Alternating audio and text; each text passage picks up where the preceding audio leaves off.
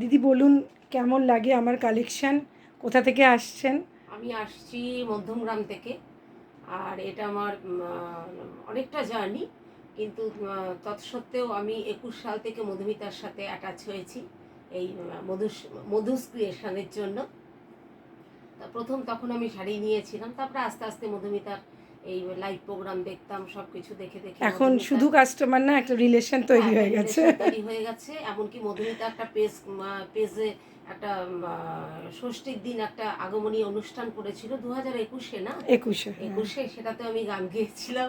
আর গান, একটা ব্যাপার হচ্ছে দিদি একজন রেডিও আর্টিস্ট, সেটাও আপনি বলুন যে হ্যাঁ আপনি তো হ্যাঁ একজন সত্যি বড় শিল্পী এবং খুব গুণী শিল্পী আর কি, সেটার একটা আলাদা পরিচয় আপনার, হ্যাঁ, সেটাও আমি বলুন। গান গাই, সেটা ঠিক কথাই। তা যাই হোক, গানের সাথে তো শাড়ি একটা সৌন্দর্য, সব কিছুরই একটা রিলেশন। তা যাই হোক, এই ভালো লাগার জন্যই আসি এখানে। তা অন্য জায়গায় গিয়েও দেখেছি, সেখানে শাড়ির দামও বুঝেছি, তার থেকে আমি এটা কম্পেয়ার করি। আমার মনে হয় তখন এখানেই চলে আসি, আমার ভালো লাগে এখানে তাহলে আসাটা। তাহলে বলছেন রিজনেবল প্রাইস আমার। হ্যাঁ, ঠিকই আছে, রাইট প্রাইস। ঠিকই। আর সব থেকে যেটা রিজনেবল প্রাইস থেকে বড় কথা, দোকানে সব সময় সব আইটেম রাখে না। এখানে সব রকমের যে মানে প্রয়োজন অনুযায়ী সব আইটেম আছে, থ্যাংক ইউ। গিফটের আইটেমও আছে। এমনকি আমাদের ফেস্টিভ্যালের আইটেম ছাড়াও, এমনকি কেউ কাউকে গিফট দিচ্ছে, সে আইটেমও আমরা পেয়ে যাই এখানে। থ্যাংক ইউ, হ্যাঁ থ্যাংক হ্যাঁ। ইউ।